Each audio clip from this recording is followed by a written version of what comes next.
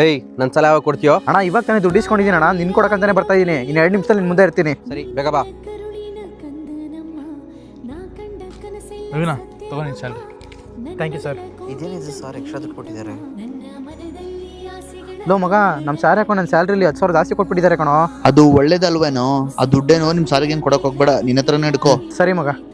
Sir ನೀವು ಸ್ಯಾಲ್ರಿಲಿ 10,000 ಜಾಸ್ತಿ ಕೊಟ್ಬಿಟ್ಟಿದ್ದೀರಾ sir. ನಿನ್ನ ಒಳ್ಳೆತನ ನಂಗೆ ತುಂಬ ಇಷ್ಟ ಆಯಿತು. ನಾನು ಕೊಟ್ಟಿರೋ ದುಡ್ಡು ನೀನು ವಾಪಸ್ ಕೊಡ್ತೀಯಾ ಅಥವಾ ನೀನೇ ಮಾಡಿಕೊಂತೀಯ ಅಂತ ಚೆಕ್ ಮಾಡಿದೆ ಅಷ್ಟೇ. ನಿಮ್ಮ ಮನಸ್ಸು ತುಂಬ ದೊಡ್ಡದು. ನೀವು ಬೆಳಗ್ಗೆ ಹೆಲ್ಪ್ ಮಾಡಿದ್ದು ನೋಡಿದೆ.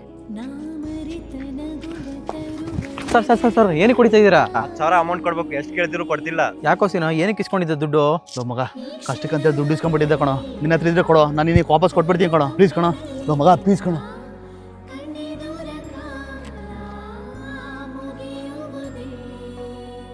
ಲೋ ಮಗ, ಇಷ್ಟೆಲ್ಲ ಆಗೈತೆ, ಅಟ್ಲೀಸ್ಟ್ ನನಗೆ ಫೋನ್ ಮಾಡ್ಬೇಕಲ್ವೇನೋ? ಇಲ್ಲ ಮಗ, ನಾನು ನಿನಗೆ ಫೋನ್ ಮಾಡಿದೆ ಆದರೆ ಕನೆಕ್ಟ್ ಆಗಲಿಲ್ಲ ಫೋನು. ಅಟ್ಲೀಸ್ಟ್ ಮೆಸೇಜನ್ನು ಮಾಡ್ಬೇಕಲ್ವೇನೋ? ಮೆಸೇಜಾ? ನಿನಗೆ ಗೊತ್ತಲ್ಲ ಮಗ, ನನಗೆ ಮೆಸೇಜ್ ಮಾಡೋಕ್ಕೆ ಬರಲ್ಲ ಅಂತ.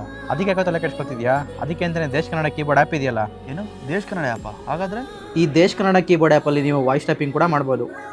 Happy Valentine's day.